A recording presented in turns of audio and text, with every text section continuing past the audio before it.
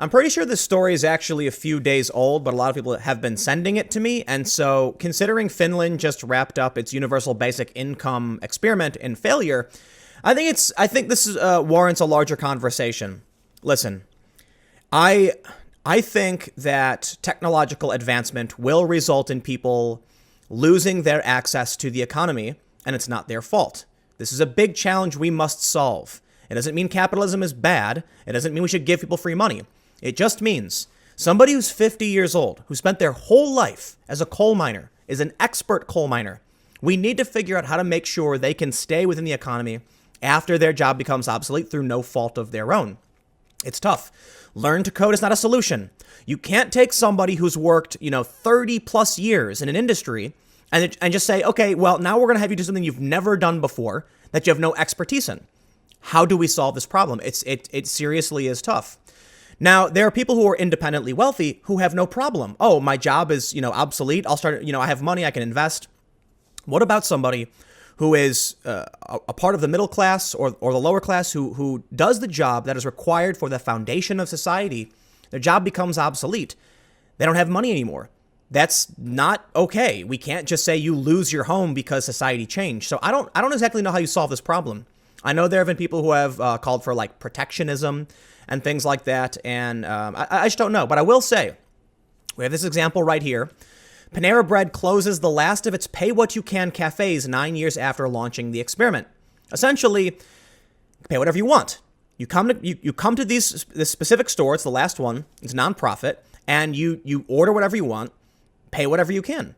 The idea, I guess, is that some people will pay more because it's like giving a donation to the store to help feed other people. But guess what? People didn't pay anything. When given the choice, they'll take the free option. Well, let's read the story. And then I've got another story because they don't want to let it go. The Guardian runs a story, free money wouldn't make people lazy, but it could revolutionize work. And they say this, Finland's experiment with unconditional payment suggests a way to undermine our society's damaging fixation with work. This shows me that people fundamentally misunderstand what work is. Okay? You see what I'm doing right now? I'm talking. There's a microphone right here. You probably can't see. Look, it's a very nice microphone. I'm working. Okay, this is my work. People find value in what I do, and there is a system through advertisement and subscription. This is my work. I have done other work. I enjoy doing work. Work isn't something that's supposed to make you feel bad, but a lot of people do feel bad, and that's a problem of our culture, not of the idea of work. Anyway, we'll get to that. Let's start with this story. Panera is closing the last of its nonprofit cafes that let customers pay what they wished 9 years after launching the experiment. The company says its final Panera Cares location in Boston will close Friday after 6 years, and that it is helping employees find jobs at other locations. Panera opened its first donation-based community cafe in Clayton, Missouri in 2010. The model aimed to raise awareness about food insecurity by offering meals at suggested donation prices. In many ways, the whole experiment is ultimately a test of humanity. Panera founder Ron Shaich said in a TEDx talk later that year. Would people pay for it? Would people come in and value it, he asked. The answer, it seems, is no. Now, I will say this. I would probably be one of the few people who would pay a little bit more. I always tip a little bit more when I go to restaurants and stuff, more than 20%, when I can. They say at the program's peak, there were a total of 5 Panera Cares locations in Chicago, Dearborn, Michigan, Portland, Oregon, and Boston, all eventually closed. Patrons of the restaurants had complained of feeling like they were being shamed when unable to pay the full suggested donation amount. Though the stores were intended to be self-sufficient, the company revealed in 2013 that Panera Cares stores made 70 to 80% of the revenue that traditional stores did. Luxembourg-based investment firm Jab Holding Co., which bought Panera in 2017, said in a statement, despite our commitment to this mission, it's become clear that continued operation of the Boston Panera Cares is no longer viable. We're working with the current bakery cafe associates affected by the closure to identify alternate employment opportunities with Panera and Aubon Payne. Shaich stepped down as CEO in January 2018, around the same time that flagship Panera Cares location closed its doors. Okay, there is more to this story because I did read a bit about it. One of the things that I read was that people, primarily college students, were coming and eating for free and they didn't care. There were a lot of people who actually needed the food, who didn't have money, and they felt shame by going to this location. So, my understanding could be incorrect, but my understanding of it is people who actually needed the food didn't want to go there because they felt bad. I mean, you feel bad asking for handouts. A lot of people do. College students who feel entitled didn't care and would go. And so it wasn't really serving the people who really needed it. Although I'm not saying college students don't need it, but look, you got a lot of college students who are living off of loans and some grants, but it's like, look, you've taken out a loan for money. Don't take away from the people who actually need it. But they do. People were donating. Ultimately, what do we see from this? Listen, there are enough people in our society who don't want to do anything. Okay, work is a simple concept. You may think that work is something like, waking up every day and going to McDonald's and making burgers and being upset about it.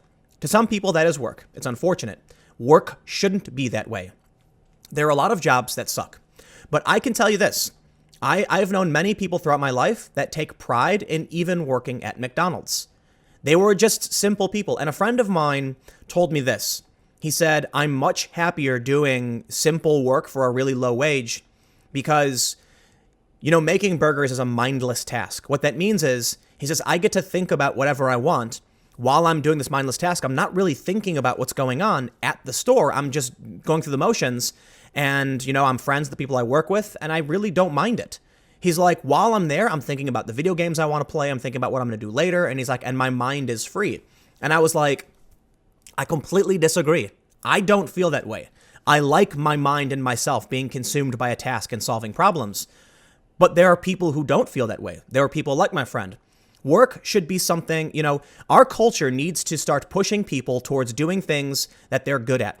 We need to stop. First of all, the most important years of a human being's life are like 0 through 4, and we do nothing in the States. They're not in school or anything like that. I was tutored by my mom, which gave me probably was a huge advantage. But kids sit around doing nothing, playing with toys. So I had a friend once who was talking about how she hated work. College wasn't doing anything for her. And I said, what were you doing when you were 12 years old?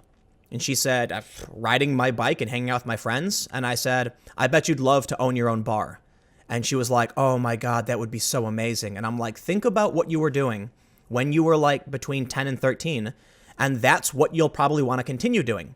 If you're somebody who is skateboarding when you're 10 to 13, between 10 and 13, you'll probably still love to skateboard. You can't really make a career out of it. That's the other challenge. Were you doing something at a young age that was a marketable task, something that is valuable to society? Most people don't. Most people don't do anything at that age. So, I don't know if this is true. I'm not like a child psychologist or anything like that. But I've typically found most of the people I know who are happy with what they do for a living, most of the people I know who make a living, say, skateboarding, were doing it when they were, between 10 and 13. They got really good at it. They started doing it at that age. They liked doing it, and they've pursued it for the rest of their lives. Musicians, too. Then I know a lot of people who were doing... Ignore that. I know a lot of people who were doing nothing. They were doing nothing. They'd go to school. They'd come home. They'd play video games. Some people played video games and got really good at it. And by getting good at it, yes, I know many people who play games and stream and make videos. I know a lot of people who just like telling stories. It's kind of how I got into it. I love traveling. I love telling stories. I love learning and understanding. And I love explaining things. And here I am doing something that I love. But let's take a look at the Guardian story, too, because I don't want to ramble too much on like my personal philosophies. And it's not so much that I want to talk about the story, but I want to talk about the concept of, the Guardian, for some reason, for some obvious reason, there are many outlets that are trying to defend the failures of Finland's universal basic income.